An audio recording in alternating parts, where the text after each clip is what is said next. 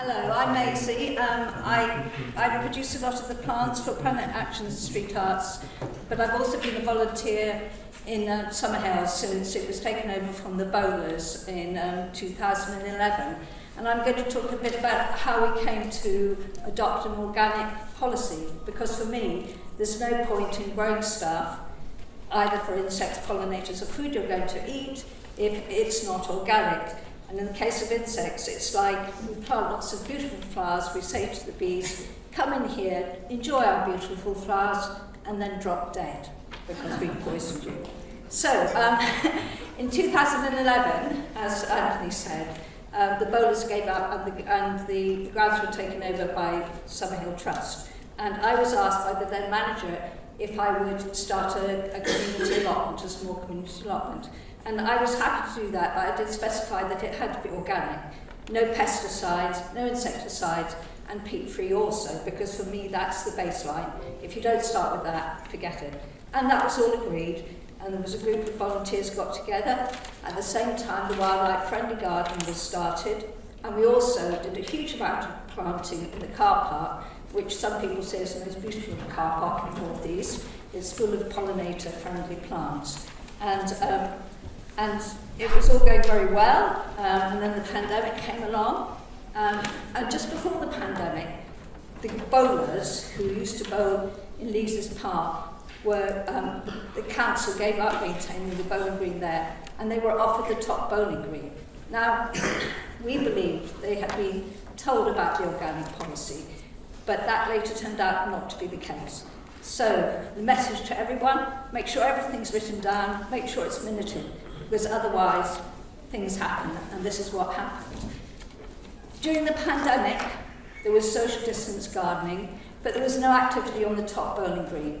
Then, in 2021, the bowlers came back, and they sprayed a glyphosate-based broad-spectrum weed killer on the top green. And there was an uproar, because we had just started planting in the allotment, which is adjacent to the top green. Everything was drifting everywhere. It was drifting down into the wildlife garden, where there were frogs in the pond. And it then became apparent that the bowlers didn't know or weren't bothered by the organic policy.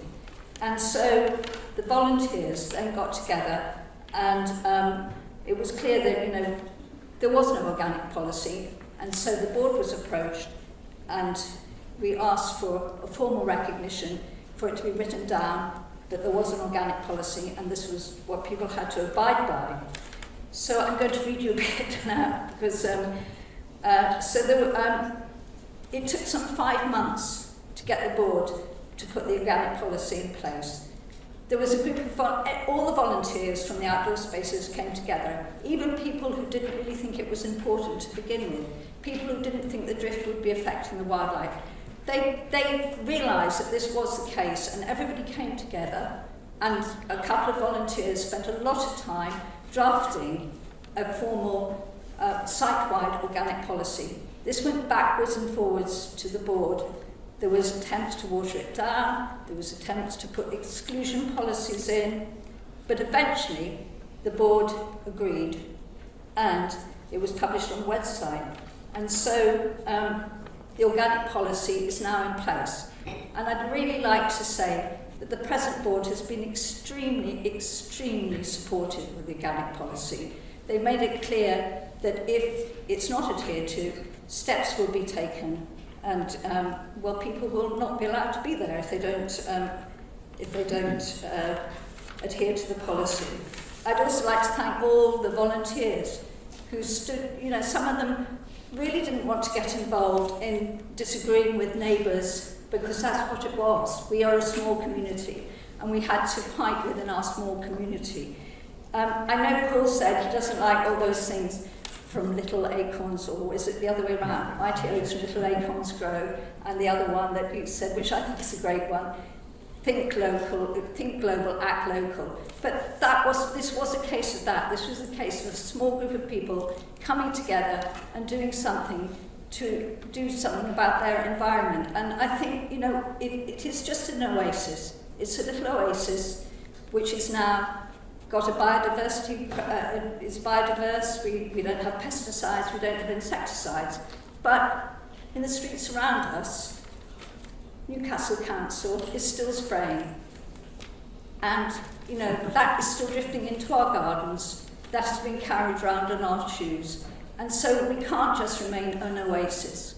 We are a little pebble, but we have to look out beyond that, and we have to all get together and make sure that things like pollinator corridors, talking to the councilmen saying, please go back to your pledge, talking to our MPs and making them getting them to put policies in place.